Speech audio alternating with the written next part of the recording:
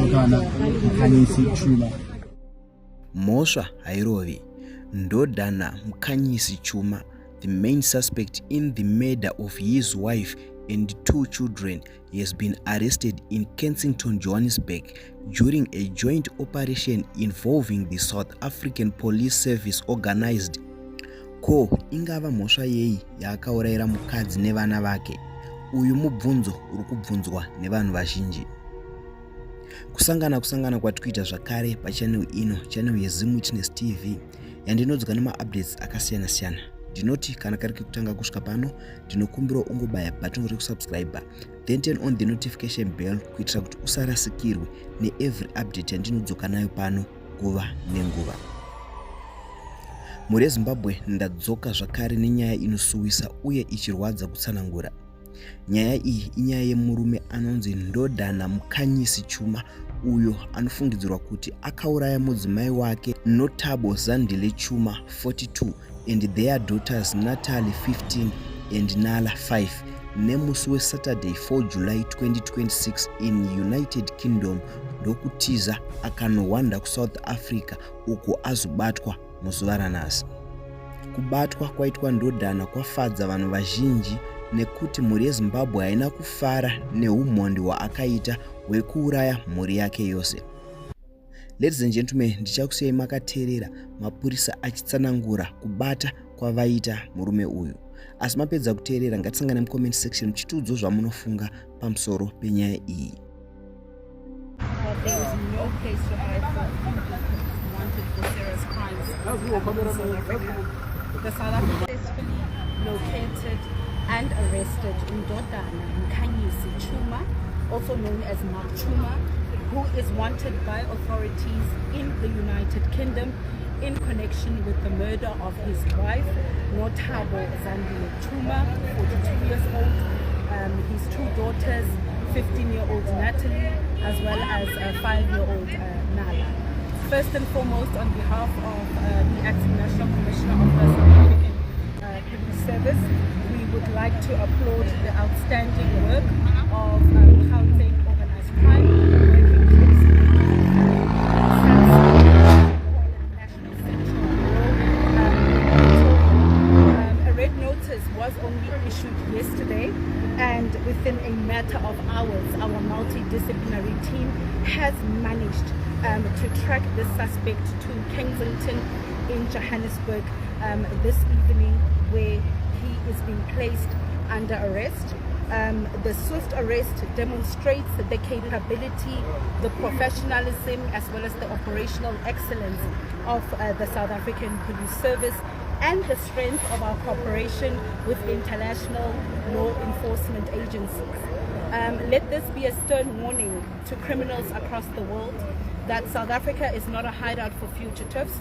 If you commit serious crimes anywhere in the world and think you can evade justice by fleeing to South Africa, you are mistaken. We will trace you, we will find you, and we will arrest you. To anyone who assists, harbors, or protects wanted fugitives, know that you too may face the full might of the law. On behalf of the SAPS, Acting National Commissioner, we extend our sincere condolences to the family and loved ones of Nothabo, Natalie, and naNala. We hope today's arrest brings them one step closer to justice. I can confirm that the suspect will now be processed in accordance with South African law, while the necessary legal and extradition processes are undertaken with the United Kingdom authorities. So I can confirm that our National Central Bureau for Interpol, which falls under the SAPS in South Africa, is currently engaging with UK authorities to confirm to them that he has been found and he is arrested by the SAPS in South Africa. Now, the information that we have is that the UK authorities were alerted on the 3rd of July on this particular heinous crime, where they found the bodies of the wife and the 2 children. On our movement control system, it shows that he arrived in South Africa on the 5th of July.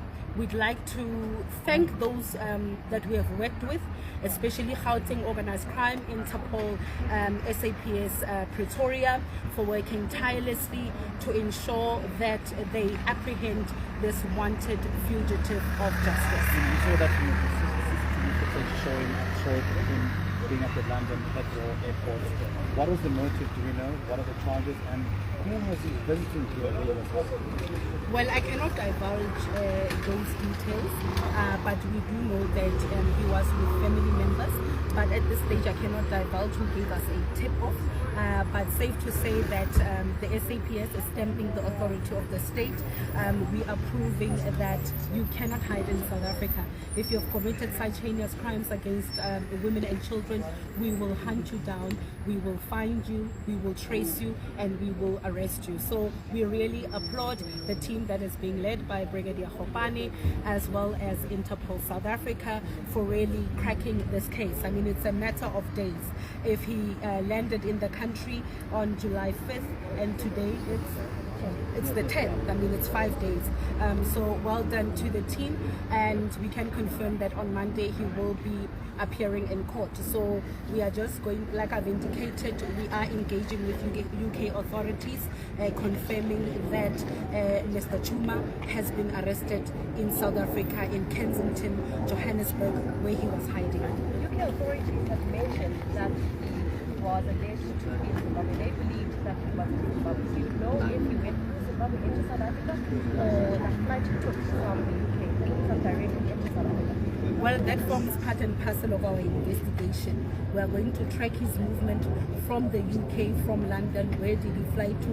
Did he go via Zimbabwe and then to South Africa? But for now, the information that we have is that he landed on the 5th of July in the country, and today is the 10th. We have managed to apprehend him. And obviously you'll be looking into the family as well. It's a plan to not report such matters. Well, I cannot comment on that because I will then divulge it. Who gave us a tip-off on his whereabouts. I think let us leave those details for court on Monday. But safe to say is that we've got the wanted fugitive, and we are engaging with UK authorities on matters of obviously extradition and so on. We're also going to be engaging with our Department of Justice and Constitutional Development, obviously on this particular case, because he has to be taken back to the UK to answer to the crimes that he has committed, which is the murders of his wife and his 2 daughters.